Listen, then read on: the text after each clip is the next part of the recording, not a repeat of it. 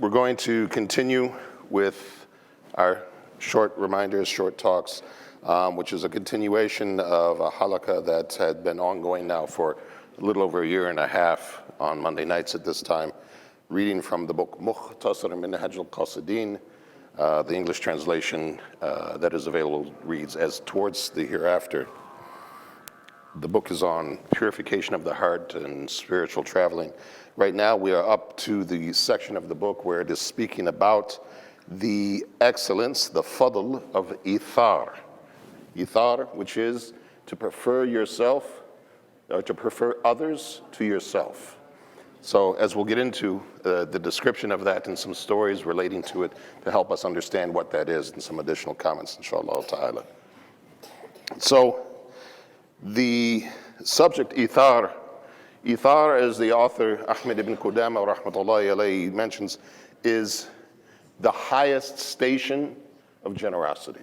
We've been talking about a number of different things over the last few weeks. Bukhul earlier, which is like stinginess or greed, shuh. And then we also spoke about, very briefly, sakha, which is generosity. And so this Etaar is this preferring others to yourself is the highest form of generosity that we can possibly practice. And so it talks about it, and he mentions here an example from the Quran where Allah mentions, وَيُؤْثِرُونَ عَلَى أَنفُسِهِمْ وَلَوْ كَانَ بِهِمْ خَاصَةٌ, that they preferred others over themselves even though they were in great need of that and they were in a similar or even worse condition. And amongst the stories that it relates here in the tafsirs is a story of Abi Talha, which we had mentioned before. This was the one where he was asked to take care of one of the guests of the Prophet sallallahu alaihi wasallam. The Prophet was in the masjid, had a guest that had accompanied him, and he was asking who would host his guest for him. He was unable to do so, and so Abu Talha volunteered. He was very excited because, imagine, if you could, that you're taking on the responsibility of being the host for the guest of Rasulullah sallallahu alaihi wasallam. How excited we would be, how honored we would feel. So he races home ahead of his guest to tell his family.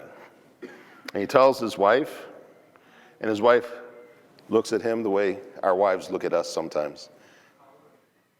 Without saying it, saying, what were you thinking? He says, we only have enough food for ourselves. We barely have enough even for ourselves for tonight. He said, don't worry about it.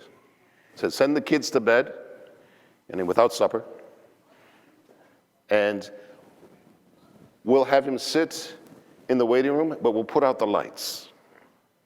We'll put out the lights. We'll make some excuse, the lights, the candles were lost, whatever, and we'll serve the food. And so that's what he did. We know the story. He did that, and in the darkness, where he couldn't see, the guest couldn't see what was happening, he and his wife were sitting there with the guest of Rasulullah sallallahu alaihi wasallam, and they pretended to eat and let him have everything. And then the night was over, he went about, and then etc. And then this verse came down about that story, talking about how praised they were in the sight of Allah subhanahu wa ta'ala because they had preferred others to themselves. They had preferred the guest of Rasulullah sallallahu alaihi wasallam to themselves, even though they were in need, even maybe greater need than this guest. And they did that. This is an example of what's being referred to, this Etaar, this preferring others to ourselves. So this isn't just generosity. This is taking it to the next level. And he goes on to mention some other stories as well, where he mentions, one of the stories he mentions here is from the Battle of Yarmouk. Yes, that's my ringtone, I know. It's a didgeridoo, for those who know what a didgeridoo is. That's what the ringtone is. So, from the Battle of Yarmouk, Ikrimah ibn Abi Jahl, Suhail ibn Amr, Al-Harith ibn Hisham, all of them were companions, plus many from Banu Mughira, the children of Mughira, one of the tribes, they were wounded in the Battle of Yarmouk. And so they were all prone on the field, suffering from injuries, serious injuries. And the person with the water was coming around to provide the injured water to drink. And as they approached Ikramah, it said, "Tabda bihada." Start with this one. Meaning not himself, but start with my brother over here. "Tabda bihada." And he comes to the next one. "Tabda bihada." Start with this one.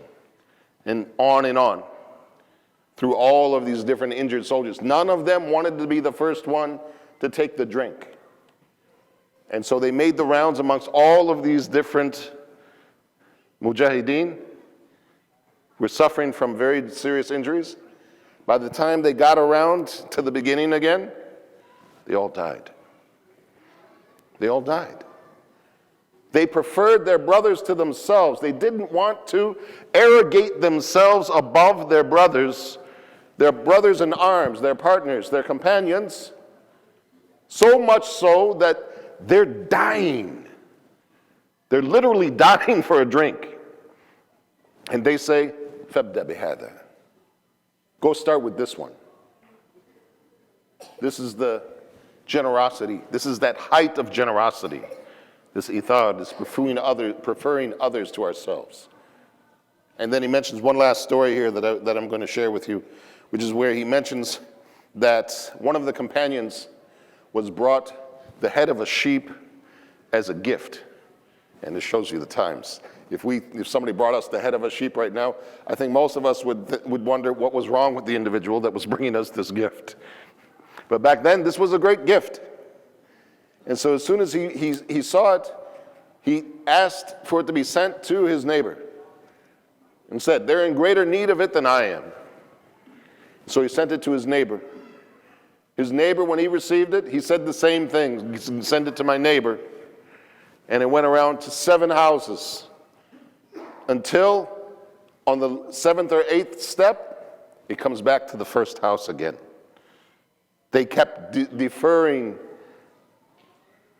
the gift to others because they said they're in greater need of it than I am. They didn't want to take the bounty that was being offered for themselves. They wanted to give it to somebody else, to prefer them over themselves and over their families. This sort of generosity, this putting others before ourselves. And I wanted to touch upon something that I think is important for us to keep in mind, because we hear these, we know these stories, many of us. But one of the things that we sometimes miss or we sometimes forget, these stories of the companions, our brothers, when we're out with them, when we're in traveling or whatever with them, these stories, they may come up or we may remember them. But these stories should be remembered in other places as well, and most importantly, in our own homes. That we should have this drive to practice this etaar, this preferring others to ourselves, in our own homes. We know the Prophet, what did he say? He said, "Khairukum li ahli, wa ana khairukum li ahli." That the best of you are the best to your families, and I am the best to my family.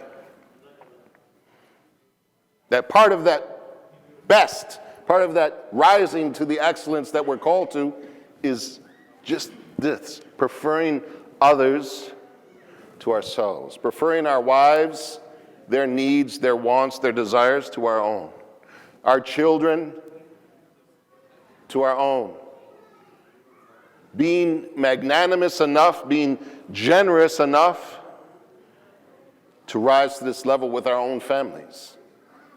And I want to close on this. This actually isn't something that he mentioned here, but I wanted to touch upon this because all of this, when you talk about spiritual traveling, one of the things that it requires that's really, really important. And they talk about this even in self-development as well. But we need to practice muhasibah. And muhasibah meaning we need to regularly take account of ourselves.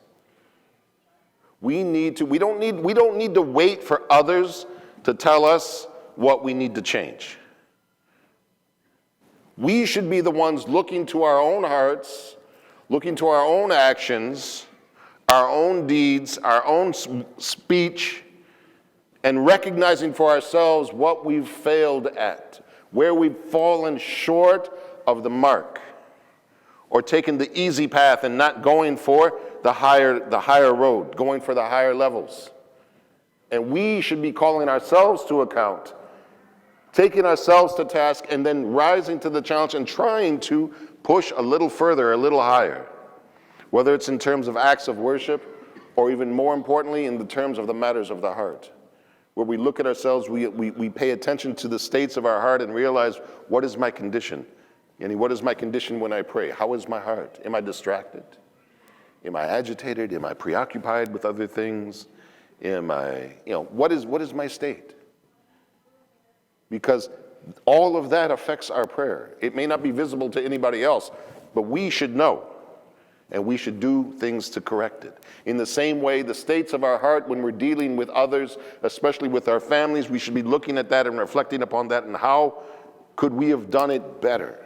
How could we have been more compassionate? How could we have been more affectionate? How could we have been more merciful? How could we have risen to the challenge of being generous to the point that we prefer our own families' needs and wants over our own?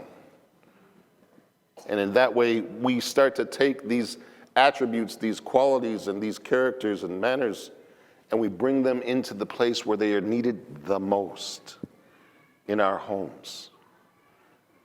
And start that change with ourselves by looking at ourselves with a critical eye, not making excuses for ourselves, but being honest with ourselves about what our state really and truly is. Only when we do that are we going to be able to move the needle a little further towards the good and improve. Inshallah ta'ala. Subhanaka Allahumma wa bihamdika ashhadu an la ilaha illa anta astaghfiruka wa atubu ilaik. Wassalamu alaikum wa rahmatullahi wa barakatuh.